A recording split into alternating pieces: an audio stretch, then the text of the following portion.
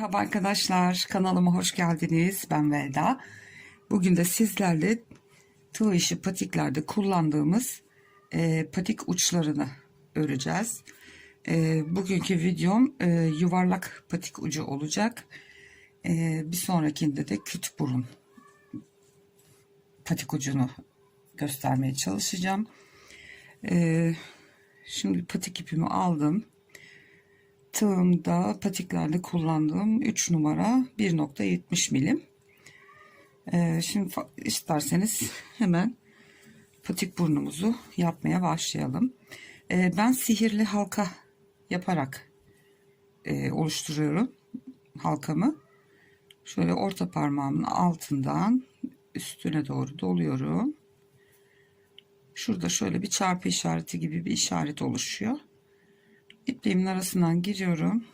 İpimi çıkartıp bir zincir çekip sabitliyorum. Ve halkamı oluşturuyorum. Siz zincirle yapıyorsanız eliniz gevşekse 5, sıkıysa 6 zincirle halkanızı oluşturabilirsiniz. 2 tane zincir çekiyorum ve içini doldurmaya başlıyoruz. İkili trabzan örerek zincir hariç, zinciri saymıyoruz. Zincir hariç 14 tane ikili trabzan yapalım. İkili trabzan örerek 14 tane trabzan oluşturalım. Evet, 14 tane trabzanımı ördüm. İpliğimi çekiyorum ve iyicene halkamın ortasındaki boşluğu kapatıyorum. Sıkabildiğim kadar ve şu çektiğim 2 zincire değil, şu ilk trabzanın tepesine batıp kaydırma zinciriyle kapatıyorum. 2 tane zincir çekiyorum gene. Şimdi her trabzanın tepesine 2 tane trabzan yapacağız. Çift batacağız hepsine. Bu zinciri hiçbir zaman için ben saymıyorum. Hemen dibine battığımda ilk trabzanım olmuş oluyor bu. Zinciri saymıyorum ve hemen dibine batarak 2 tane trabzanımı yaptım. Zinciri yok sayın. Devamında her trabzanın tepesine bir tane pardon 2 tane trabzan, 2 tane ikili trabzan çift batıyoruz. Bütün trabzanların tepesine çift batarak bu sıramızı tamamlayalım. Evet, sıra sonuna geldim. Şimdi hepsine çift battım, bitti.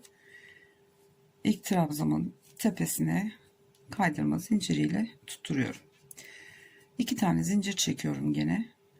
Şimdi bu sırada bir çift bir tek öreceğiz. Şimdi bu trabzanı saymıyoruz. Hemen dibine ilk trabzanın üstüne bir tane çift örüyoruz. Aynı trabzanın üstüne 2 tane. Bir yanındakine tek örüyoruz. Bir sonrakine çift. Aynı trabzana 2 tane ikili trabzan. Yanındakine tek. Bir tane çift. Bir tane tek. Bir çift bir tek, bütün sırayı örelim. İkinci sırada toplamda 28 tane trabzanımız oldu. Şimdi çiftle başlayıp bir çift bir tek, bir çift bir tek, bir çift bir tek diye bütün sıramızı sıra sonuna kadar örelim. Evet, sıramın sonuna geldim. Şimdi zinciri saymıyorduk. İlk çiftle başlamıştık. Bir tek, bir çift, bir tek gitmiştik. Çiftle başladığımız için tekle bitmek zorunda.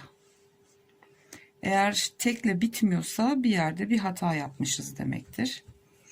Şimdi bunu zincire değil, ilk trabzana yine kaydırma zinciriyle sabitliyoruz. Yine 2 zincir çekiyoruz. Şimdi bunu 4. sıramızda 42 tane toplamda trabzanımız var. 4. sıramızda 48'e çıkartacağız. Onun için de ne yapıyoruz? Hemen zincirin dibindeki ilk trabzana batıyoruz. İlkini ördüm. Bir yanına 2, bir yanına 3. Evet, 3 oldu.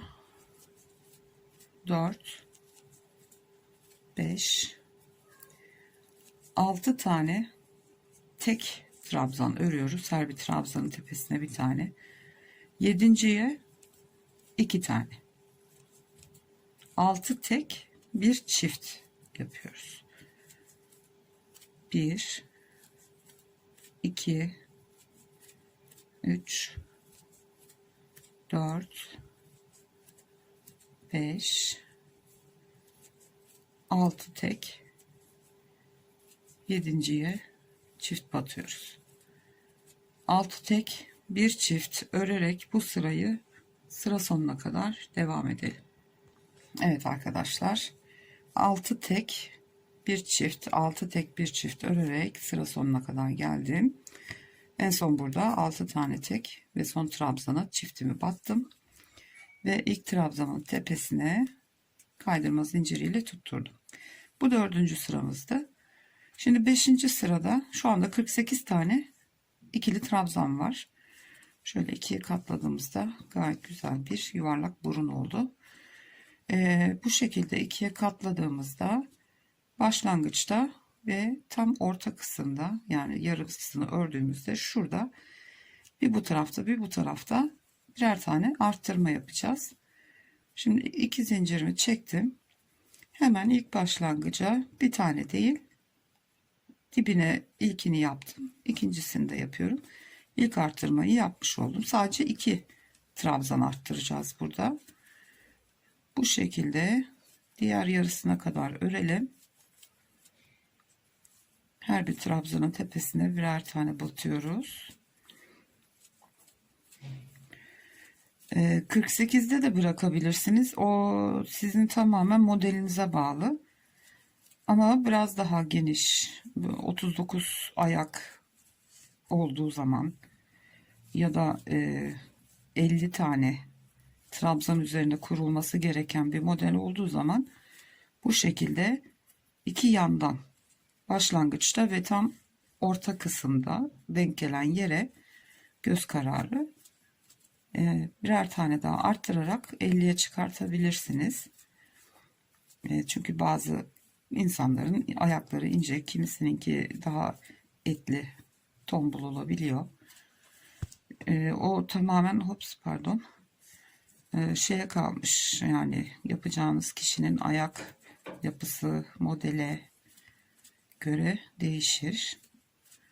Dediğim gibi 48'de kalıp o şekilde de devam edebilirsiniz. Ya da bu şekilde arttırarak. Evet, tam yarıya gelmişiz, hatta geçmişiz bile. Bir tane sökeyim. Buraya bir tane daha batıyorum ve ikinci trabzanımı da arttırdım. Şimdi diğer yarısını da örüp geliyorum. Evet, sırayı bitirdim. İlk trabzanın tepesine yine kaydırma zinciriyle tutturdum.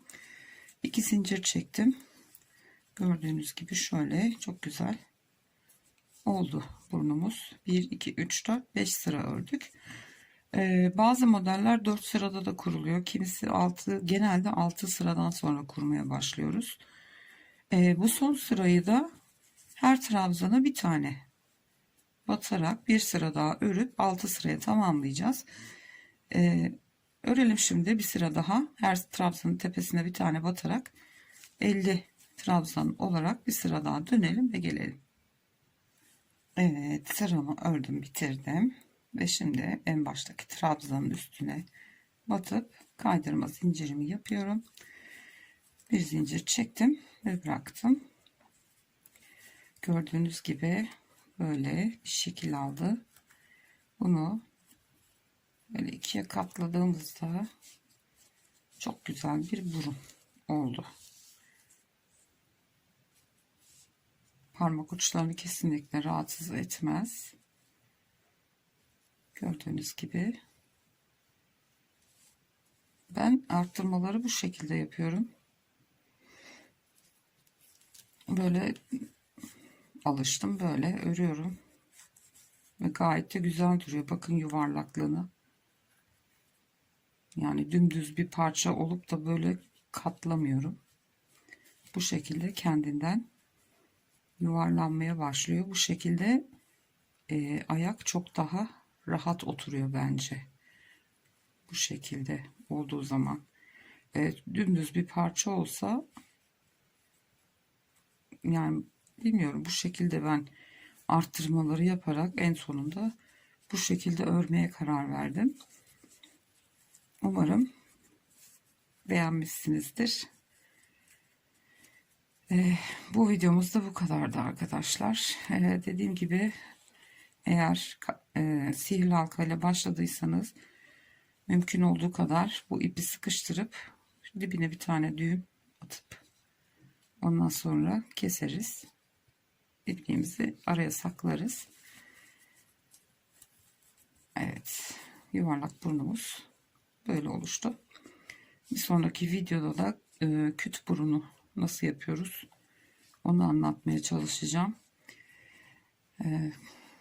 Kanalıma abone değilseniz ücretsiz olarak abone olup bana destek olabilirsiniz.